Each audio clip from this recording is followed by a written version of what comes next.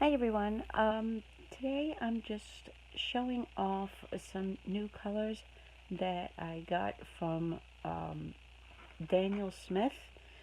I've never bought Daniel Smith before. I've been watching a lot of YouTube videos and getting some ideas. I wanted to have new colors in my palette, and I've seen all these amazing artists using lots of fantastic paints from different fantastic companies. M. Graham is one, Schminkle is one. The Daniel Smith stood out to me um, for some of the color choices that they had, and just for a variety of reasons. Uh, so I've, over the course of some time, have built up uh, this palette of colors, and most of these I understand are convenience colors.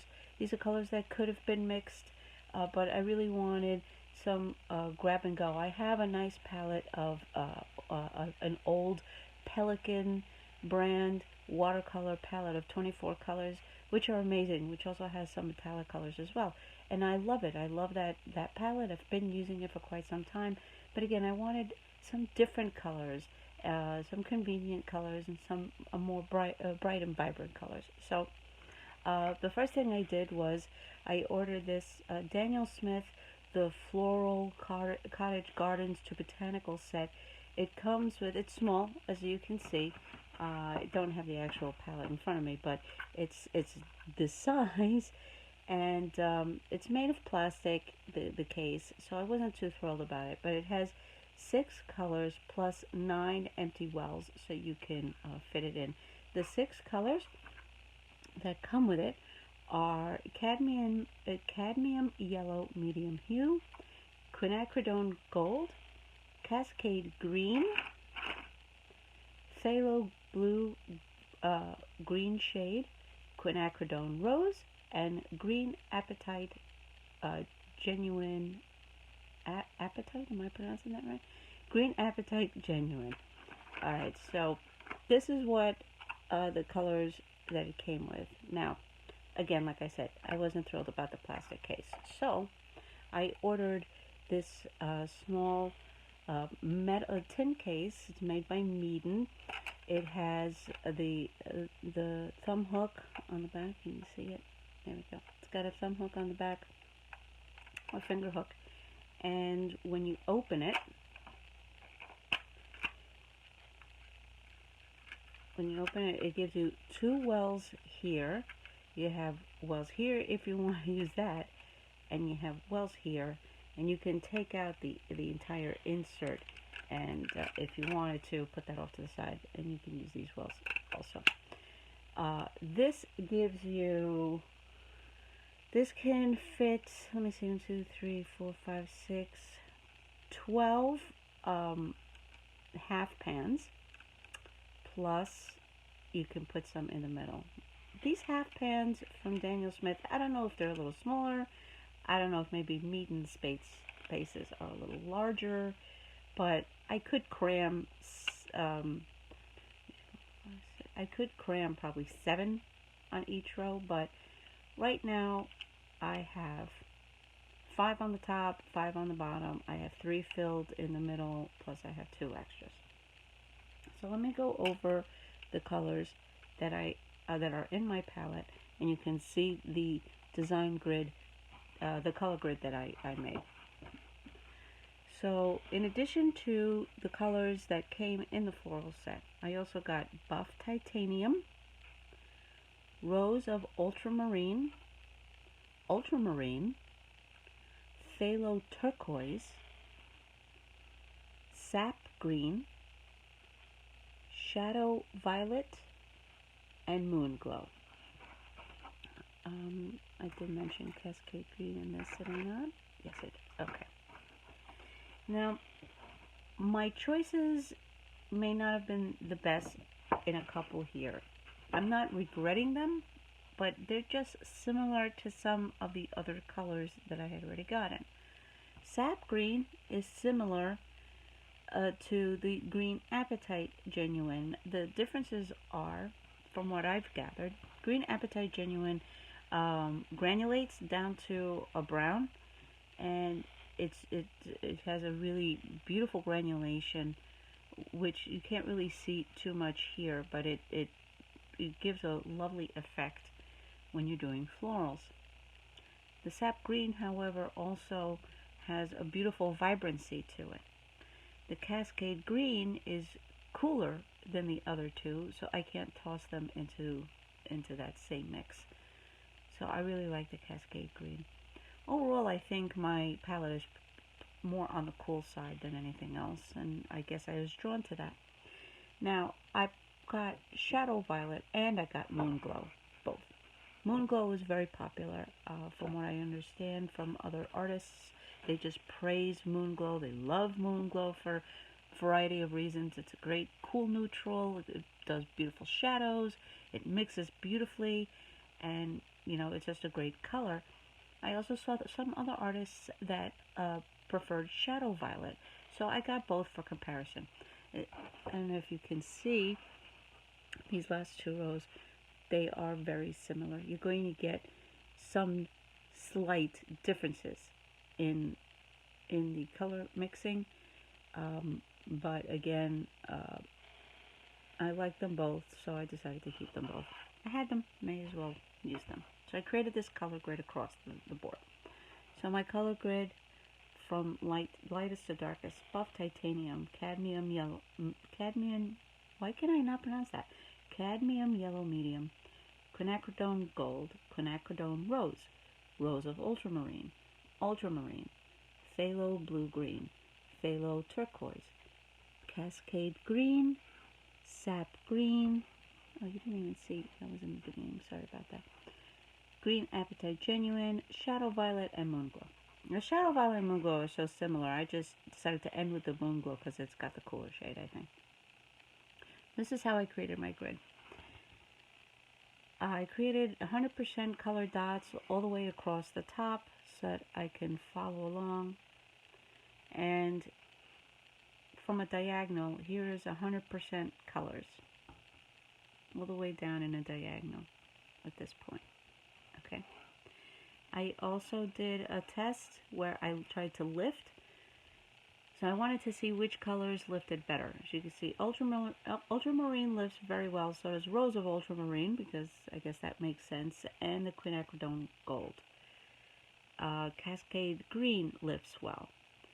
So does Green Apatite Genuine, and the Moonglow, and the Shadow Violet. Some of the others that are not, that are more staining, are the Phthalo Turquoise, the Phthalo Blue Green. They still lift, but they do stain. Sap Green stains, it was hard to lift. Quin Gold, I think lifts, it's hard to tell. I think it's a medium lift. And on buff titanium lifts, I don't know so much about Cadmium Yellow Medium. I don't think it lifts that well. So this is 100% in a diagonal here. The colors above this diagonal are the mixes.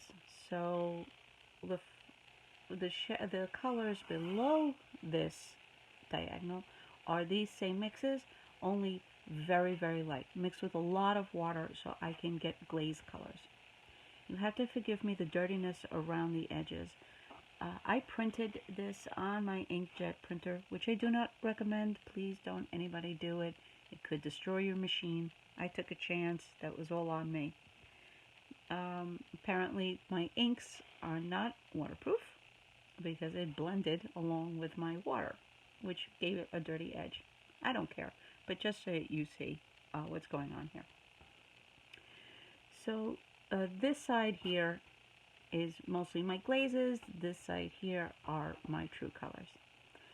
So to make the grid, I went across the board and down the rows. Down on this side, I also have color dots, but again, these are highly mixed with water, so you have light glazing. So this is the glazing colors. And here, let me see if I can close up. I don't know if you'll be able to see it. This is the Green Apatite Genuine, and you can, I don't know if you can see it but along the bottom here, you see that it granulates to brown, and that's what I was mentioning before.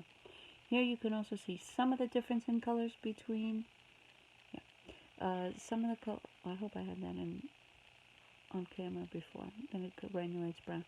Here you see the slight variation between the Shadow Violet and Moonglow. Shadow Violet is a little warmer, Moonglow is cooler.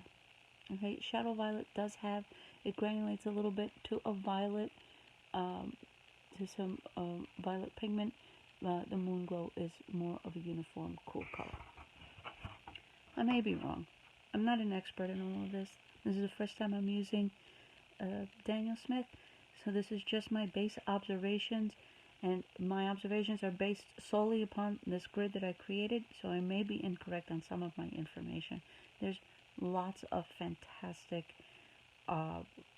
watercolor painters on YouTube. You can follow, you can see their recommendations. They do swatches, they do after swatch paintings, where they show you how they've used the colors that they just swatched out, and you have full paintings that you can paint along. There's so much you can learn, and I by no means am any kind of an expert, so please keep my comments in mind. This is really just to show you the really beautiful range of colors that I ended up choosing. So I think I got a good palette. I wanted some additional blues, so my last additions to this palette was the Ultramarine, and I wanted to have a nice soft color option, so I went with the Buff Titanium as well. So those were my two purchases in this palette that I got, but I think I ended up with a good range. I have some nice orange, yellow and oranges going on here. I don't really have a true red, but I'm okay with that.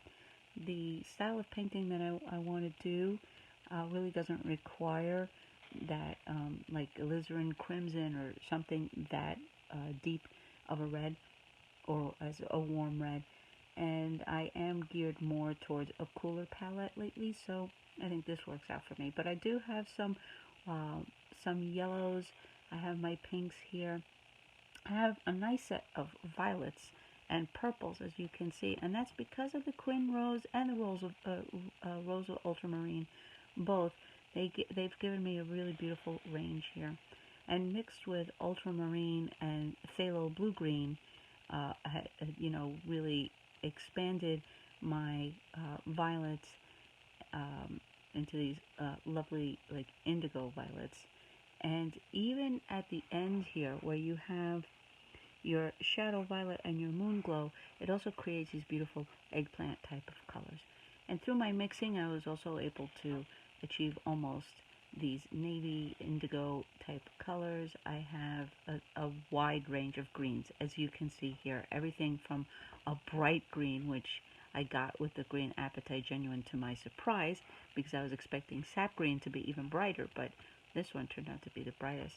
A beautiful light bluish green from the Phthalo Blue Green here. A beautiful like sea foam here. And then it goes into the browns. I have a nice selection of browns, although they're more on the umber kind of side. Although this one, the combination of Sap Green and Quin Rose gave me a really beautiful warmish brown here. And like I said, I have some dusty purples going on here. Beautiful for sunsets, night scenes. These greens here, and combined with these will make some beautiful florals, which is what the floral set was created for, to give you a range of colors for a variety of florals that you might want. And then here we go into the darker blue greens and teals, more greens here, and then finally down to your neutrals. I got some nice gray variants here using the Sap Green and the green Apatite mixed with the Shadow Violet and the Moonglow. Also the Cascade Green gave some nice cool grays. So I have some cool grays and a couple of warm grays, so I'm really happy about that. The glazing colors I think are just lovely.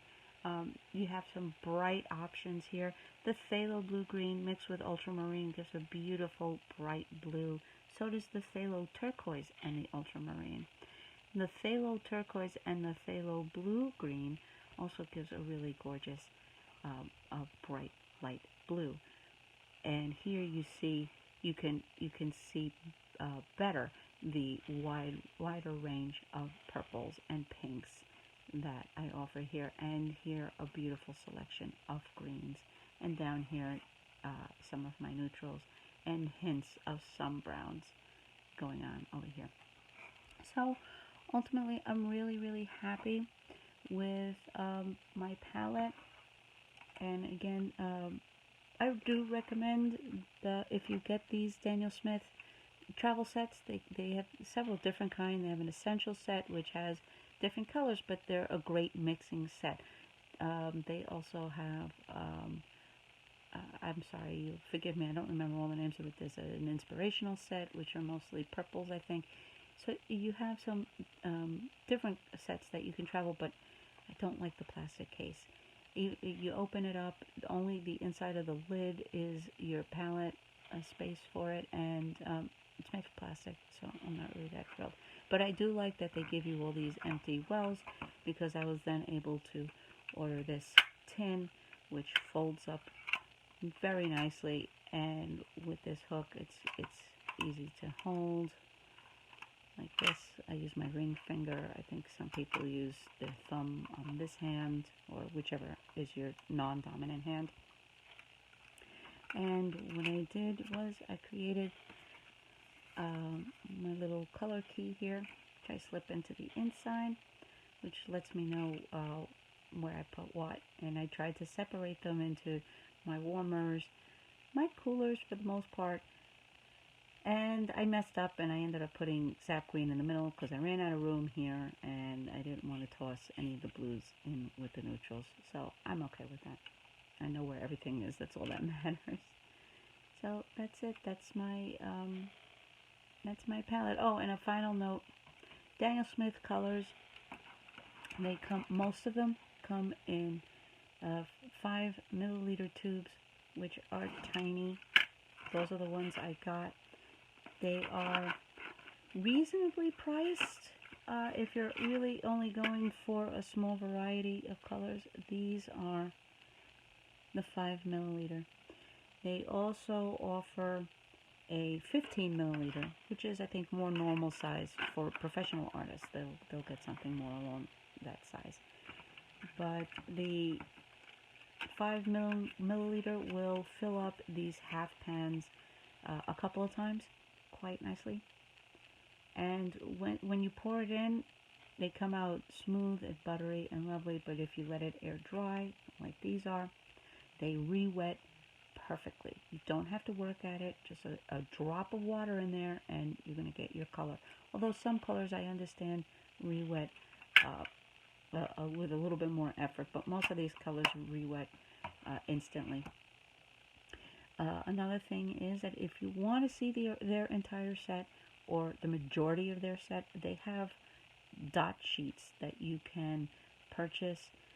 They have a 238 color dot sheet. So what it is something like this. It's their watercolor paper, which I understand is not the best to show off their colors. And they have these little blocks blocked off with a dot of paint. And that way you can take your paintbrush and wet it, and just wet it across, or wet it on a separate piece of watercolor paper, which I recommend more, considering what other artists have said. And that way you can see exactly how each one of their colors swatch out, or if you'd like to do some mixing. Another addition to my arsenal, I got this set of travel paintbrushes, which I stick a pencil in there just so I can have it. It's a set of 3. It comes in this little leatherette pouch, which is convenient. And I'll show you the smallest to the largest. So, like I said, it comes like this. There's a hole at the very tip of each one of them so that the paintbrush can dry. Because you pull the paintbrush out, you put the cover on the end, and now you have a full-size brush. Or if you don't, if you feel more comfortable using the smaller side, you don't have to use the lid at all. When you're done, you wash it off, stick it back in here. The hole on the top allows it to dry. So that is Let me see, this is a size 4. It also came with a size 8. You can see here. And a size 12. Okay, so you don't have the widest ranges of brushes. If you do plein air painting, you're going to want your full-size brushes. Plus, I believe that these are synthetic hair, so they're not the very best of quality, but for my purposes, they're perfect because I can go to work with these and do a little painting during my lunchtime or you know, wherever I am. So this, coupled with a pencil, I need a smaller pencil so I can fit it in here. And this closes up between this and this. I'm going to take my paper and I'm actually going to create my own little journal size because I also make journals. And I'll make my own little watercolor journal. By the way, if anybody's interested in the paper, this is the Arches 140 pound. I think they're all 140 pound. No, I think they have a 300 pound. This is the Arches 140 pound rough texture paper. This is a 10 by 14 size. And I also have the Canson mixed media paper. I didn't like it as much for watercolor. It is good for my mixed media when I'm doing acrylics, I'm doing pen and ink or sketching. But for this, the Arches, there's just no comparison. Arches is just amazing, and the bright white of the paper. And I know it's the rough surface, but they also have a cold press. They have a hot press. So if you like smooth or a medium roughness, those are the ones you want to go for. But I really like texture, so I went with this. So overall, I'm very, very pleased. I'm in love with my palette. Looking at it brings me joy, as people are saying these days. But it makes me happy seeing all these colors. These are my happy colors. And I can't wait to start using them finally to, continue my watercolor studies and to really build on my skill set in watercolor. This is a relatively new medium for me. I have been using it on and off for years, but it's only now that I'm taking it more seriously and putting in more time to study. And I've been thoroughly enjoying the journey of it. So that's it, everyone. I hope you enjoyed my video. It was long and somewhat informative, I hope. And have a wonderful artistic journey. And remember, life is art. Enjoy it. Bye.